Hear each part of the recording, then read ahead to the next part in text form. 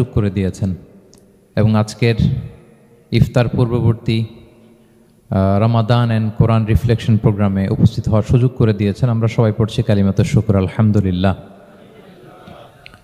আল্লাহর শুকরিয়া জ্ঞাপনের পাশাপাশি আমি আজকের প্রোগ্রামের অর্গানাইজার বাংলাদেশ মুসলিম কমিউনিটি মালয়েশিয়াকে ধন্যবাদ জানাতে চাই। এরকম চমৎকার একটি রমাদানুল মুবারকে কোরআনিক একটি প্রোগ্রামের আয়োজন করবার জন্য আমরা দোয়া করছি আল্লাহ তাআলা যেন এই কমিউনিটিকে ইসলামের জন্য কবুল করে এবং আমাদের যে ভাইরা নিরলস পরিশ্রম করে এই প্রোগ্রামগুলো আয়োজন করছে, আল্লাহ তাআলা এই পরিশ্রম, এই ডেডিকেশন, এফোর্ট যেন তাদের নাজাতের ওসিলা বানায়।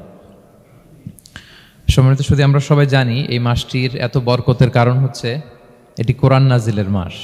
শাহরু রমাদান আল্লাযী উনজিলা ফীহিল কুরআন হুদাল লিন-নাস ওয়া বাইয়িনাতিম মিনাল হুদা ওয়াল ফুরকান। রমাদান এমন মাস যে মাসে আল্লাহ তাআলা কোরআন নাজিল করেছে। তো বেসিক্যালি এই মাসের মূল মর্যাদা কোরআনের কারণে। সাইয়েদনা জিবরিল আলাইহিস সালাম কোরআন নিয়ে এসেছেন, উনি শ্রেষ্ঠ ফেরেশতা হয়েছেন। আল্লাহর হাবিব সাল্লাল্লাহু আলাইহি ওয়াসাল্লামের উপর কোরআন নাজিল হয়েছে, ফলে উনি শ্রেষ্ঠ নবী হয়েছেন। রমাদানে কোরআন নাজিল হয়েছে, ফলে রমাদান শ্রেষ্ঠ মাস হয়েছে। কদরের রাতে কোরআন নাজিল হয়েছে, ফলে কদর শ্রেষ্ঠ রাত হয়েছে। আমরাও যারা কোরআনের সাথে সুসম্পর্ক গড়ে তুলব, কোরআনের সাথে অ্যাটাচমেন্ট বাড়াবো, আমাদেরকেও শ্রেষ্ঠত্বের মর্যাদায় আল্লাহ তাআলা আসীন করবেন ইনশাআল্লাহ বিইذنিল্লাহ। তো আজকের প্রোগ্রামের আমার ফার্স্ট অ্যান্ড ফরমোস্ট রিমাইন্ডার হচ্ছে কোরআন নাজিলের মাসে আমরা যেন বেশি বেশি কোরআনের সাথে নিজেদের সম্পর্ককে নবায়ন করি এবং মজবুত করি। কার কীরকম কোরআনের সাথে সম্পর্ক আপনি নিজেই জানেন। প্রতিদিন কত পৃষ্ঠা কোরআন তেলাওয়াত করেন, কোরআনের অর্থ পড়েন, কোরআনের তাফসির পড়েন কিংবা শোনেন, আপনি নিজেই জানেন। সো নিজে নিজে যেন একটু নিজেকে যেন কাঠগড়ায় দাঁড় করাই এবং নিজেকে যেন জিজ্ঞেস করি যে আমার সাথে কোরআনের সম্পর্ক কতটুকু মজবুত। যদি ঘাটতি থাকে, গ্যাপ থাকে, এটা যেন আমরা মেক আপ করি, ফুলফিল করি এই বরকতময় মাসে। আপনারা খেয়াল করে থাকবেন যে শুরুতেই আমি সূরা ওয়াদ-দুহা ওয়াল-লাইলি ইযা সাজার কয়েকটি আয়াত তেলাওয়াত করেছি। তো আজকে আমরা এই সূরাটির সংক্ষিপ্ত তাফসির পেশ করব ইনশাআল্লাহ বিইذنিল্লাহ।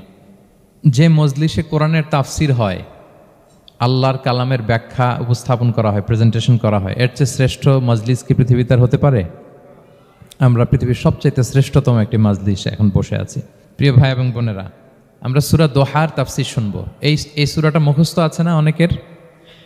কোরআনের যে সমস্ত সূরা আমাদের অনেকেরই মুখস্থ, তার মধ্যে এটা অন্যতম একটা সূরা। এবং দেখবেন যে ইমাম সাহেবরা প্রায় এই সূরা তেলাওয়াত করে। যে সমস্ত সূরা দিয়ে প্রায় নামাজ পড়া হয়, এর মধ্যে অন্যতম একটা সূরা হচ্ছে সূরাতুদ দোহা। মুআয ইবনে জাবাল রাদিয়াল্লাহু তাআলা আনহুকে আল্লাহ রাসূল সাল্লাল্লাহু আলাইহি ওয়াসাল্লাম একটা এলাকার ইমাম বানিয়ে পাঠিয়েছিলেন। ওই এলাকার মুসল্লিরা ছিলেন, লোকজন ছিলেন শ্রমজীবী, কাজ করে খেত। সারাদিন ওট দিয়ে পানি সেচ করে খেজুর গাছে পানি দিত, খেজুরের চাষাবাদ করত, সারাদিন কষ্ট করে নামাজে যে জয়েন করত। তো উনি মাগরিবের নামাজে সূরা ফাতিহার পরে সূরা বাকারা তেলাওয়াত শুরু করলেন। সূরা বাকারা কোরআনের সবচেয়ে ছোট সূরা না?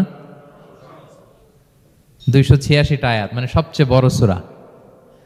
তো মাগরিবের সালাত উনি যখন এত লম্বা তেলাওয়াত ধরলেন, মুসল্লিরা আর ইমাম সাহেবের সাথে থাকতে পারতেছে না। কারণ ওনারা তো, ইমাম সাহেবের হয়তো মন ফুরফুরে, উনি পড়তেছেন মনের আনন্দে দরাজ গলায়, কিন্তু মুসল্লিদের তো অবস্থা খারাপ। সারাদিন ওনারা খেতে খামারে কাজ করে আসছে, নামাজ ছেড়ে দিয়ে অনেকে চলে গেছে।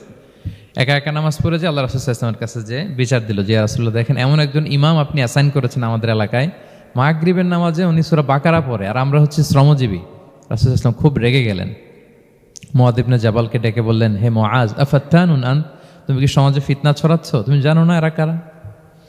তোমার কি সূরা ওয়াদ-দুহা ওয়াল-লাইলি ইযা সাজা মুখস্থ নাই? তোমার কি ওয়াশ-শামসি ওয়া-দুহাহা এটা মুখস্থ নাই? তোমার কি সাব্বিহ ইসমা রাব্বিকাল আ'লা এই সূরাগুলো তোমার জানা নাই? উনি বললেন জানা আছে। তো এগুলো রেখে দিয়ে মাগরিবের নামাজে কেন সূরা বাকারা ধরলা? তোমার মুসল্লিরা তো শ্রমজীবী মুসল্লি। যখন ইমামের দায়িত্ব হচ্ছে পেছনে কারা আছে এটা খেয়াল করা। অনেক সময় ইমাম সাহেব আল্লাহু আকবার বলে যে নামাজ ধরছে, কি হচ্ছে পেছনে আর খোঁজ খবর নাই। আল্লাহর হাবিব সাল্লাল্লাহু আলাইহি ওয়াসাল্লাম কিন্তু এমন ইমাম ছিলেন না, উনি অত্যন্ত বিবেকবোধ সম্পন্ন একজন ইমাম ছিলেন।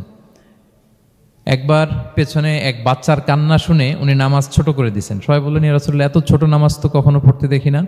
তখন রাসূল সাল্লাল্লাহু আলাইহি ওয়াসাল্লাম বললেন, একটা ছোট বাচ্চার কান্নার আওয়াজ আমার কানে এসেছে, আমার মনে হচ্ছে বাচ্চাটাকে সামলাতে নারীদের কাতারে একটা মায়ের খুব কষ্ট হচ্ছে, এজন্য নামাজটা আমি খাটো করে দিয়েছি। দেখেন কি চিন্তা চেতনা, পিছনে কি হচ্ছে সব রাসূল সাল্লাল্লাহু আলাইহি ওয়াসাল্লাম এটা খেয়াল করতেন। তো এই সূরার একটা ফজিলত আপনি জানলেন যে রাসূল সাল্লাল্লাহু আলাইহি ওয়াসাল্লাম সূরা ওয়াদ-দুহা ওয়াল-লাইলি ইযা সাজা এটা তেলাওয়াত করতে বলেছিলেন মুআয ইবনে জাবাল রাদিয়াল্লাহু তাআলা আনহুকে। এটা কোরআনের 93 নম্বর সূরা। কত নম্বর? এটা মাক্কি সূরা, আর নাজিলের ধারাবাহিকতা অনুযায়ী এটা 11তম সূরা। মানে এই সূরার আগে আরো 10টা সূরা নাজিল হয়েছিল, তার মানে মক্কার একেবারে শুরুর দিকে এই সূরাটা নাজিল হয়েছিল। আপনারা জানেন যে এবছর আমার একটা বই এসেছে এক নজরে কোরআন নামে, সেখানে আমি প্রত্যেকটা সূরার সার সংক্ষেপ নিয়ে খুব সংক্ষেপে, কখনো যদি সুযোগ হয় আপনারা দেখবেন যে প্রত্যেকটা সূরা 5 পৃষ্ঠার মধ্যে আমরা নিয়ে আসার চেষ্টা করেছি। সেখানে এগুলো পাবেন, সূরাটা কয় নাম্বার, নাজিলের ধারাবাহিকতা কখন, তারপর কোরআন শরীফের মধ্যে কখন, এটার ফজিলত কি, এটার সেন্ট্রাল থিম কি, মেজর থিম কি, কজ এন্ড ইফেক্ট কি, সব কেস স্টাডি থেকে শুরু করে রিফ্লেকশন সব আমরা সেখানে উল্লেখ করেছি। তো এই সূরাটা শুরুর দিকে, একেবারে শুরুর দিকে নাজিল হয়েছে। তার আগে মাত্র 10টি সূরা নাজিল হয়েছে। তো নাজিল হতে হতে 10টা সূরা যখন নাজিল হলো, এরপর অনেক দিন রাসূল সাল্লাল্লাহু আলাইহি ওয়াসাল্লামের কাছে কোনো সূরা নাজিল হয় না। কয়দিন নাজিল হয় না? কোনো বর্ণনায় 15 দিন, কোনো বর্ণনায় 1 মাস, কোনো বর্ণনায় 2 মাস, কোনো বর্ণনায় 6 মাস, টানা 6 মাসের গ্যাপ ওহী নাজিল হয় না। আল্লাহর হাবিব সাল্লাল্লাহু আলাইহি ওয়াসাল্লাম তিনি ওহী মিস করতে শুরু করলেন, যে ঘটনা কি, কোরআন নাজিল হচ্ছে না কেন, হঠাৎ এত গ্যাপ কেন? ওনার মাথায় কয়েকটা জিনিস ঘুরপাক খেলো। একটা ঘুরপাক খেলো যে আমার কোনো কাজে আল্লাহ আবার অসন্তুষ্ট হলো নাকি, অথবা আমি কোরআনের আয়াত এই বাণীগুলো পৌঁছে দেওয়ার ক্ষেত্রে আমার কোনো গাফলতি হয়ে গেল নাকি, সামহাও কি আল্লাহর সাথে আমার কানেকশন এটা কি লুজ হয়ে যাচ্ছে, আমি কি কোনোভাবে আল্লাহ থেকে দূরে সরে পড়তেছি। রাসূল সাল্লাল্লাহু আলাইহি ওয়াসাল্লাম টেনশনে পড়ে গেলেন, চিন্তায় পড়ে গেলেন, কিরে ওহী আসে না কেন, আসে না কেন, আসে না কেন। এটা ছিল একটা দিক। আরেকটা দিক হচ্ছে আল্লাহর হাবিব সাল্লাল্লাহু আলাইহি ওয়াসাল্লামের কাছে কোরআনের আয়াত যাই নাজিল হতো উনি যে লোকদের কাছে প্রচার করে দিতেন। এখন নাজিল হয়েছে এখনই যে প্রচার শুরু, রাতে নাজিল হয়েছে রাতেই প্রচার শুরু, দিনে নাজিল হয়েছে দিনেই প্রচার শুরু, যখন নাজিল তখন প্রচার। কারণ আল্লাহ তাআলা বলেছেন ইয়া আইয়ুহার রাসূলু বাল্লিগ মা উনজিলা ইলাইক মির রাব্বিক, আপনার রবের পক্ষ থেকে যা নাজিল হয়েছে প্রচার করেন। তো এই যে মাঝখান দিয়ে কয়েক মাস যার কোনো প্রচার করে না, মুশরিকরা টিটকারি মারতে শুরু করলো, বলে কি মুহাম্মদ তোমার আল্লাহ তোমার ভুলে গেছে বোধহয়, তোমার আল্লাহ বোধহয় তোমাকে আর পছন্দ করে না। আগে তো প্রতিদিন কিছু না কিছু শোনাতা যে এইটা নাজিল হয়েছে, ওইটা আসছে, এই বিধান ওই বিধান, এখন তো কোনো খোঁজখবর নাই। ঘটনা কি? আল্লাহর হাবিব সাল্লাল্লাহু আলাইহি ওয়াসাল্লামের চাচি উম্মে জামিল, আবুল হাবির স্ত্রী, সে আরো খারাপ কথা বললো। সে বলল ইন্না শাইতানাকা কদ তারাকাক, তোমার কাছে যে একটা শয়তান আসতো এখন বোধহয় আর আসে না মুহাম্মদ, নাউযুবিল্লাহি মিন যালিক। এটা দিয়ে জিবরিল আলাইহিস সালামকে বুঝিয়েছেন। জিবরিল এসে কি কি যেন বলে, কই এখন তো কিছু বলো না। তো রাসূল বলবে কি করে, কারণ তিনি তো মন গড়া কিছু বলতেন না। আল্লাহর হাবিব সাল্লাল্লাহু আলাইহি ওয়াসাল্লাম মনে যা ইচ্ছা হয় মন গড়া কখনো কিছু বলেছেন? আওয়াজ করে বলেন, মন গড়া বলতেন তিনি?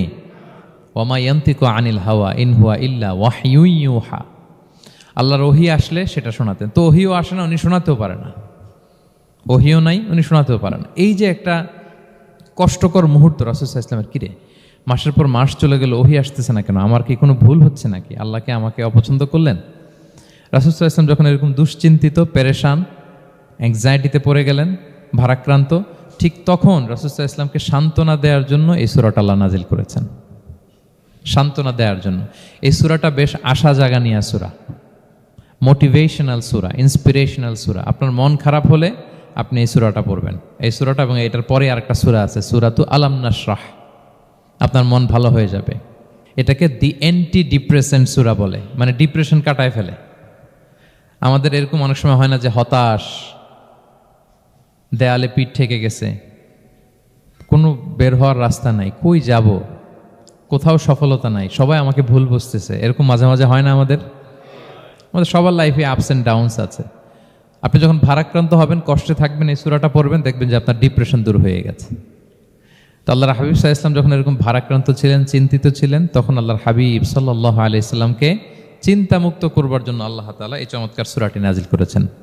আল্লাহ নাজিল করলেন, আউযু বিল্লাহি মিনাশ শাইতানির রাজিম, বিসমিল্লাহির রহমানির রহিম, ওয়াদ-দুহা ওয়াল-লাইলি ইযা সাজা মা ওয়াদ্দাআকা রাব্বুকা ওয়া মা ক্বালা ওয়ালাল আখিরাতু খায়রুল লাকা মিনাল উলা ওয়ালা সাউফা ইউতিকা রাব্বুকা ফাতারদা।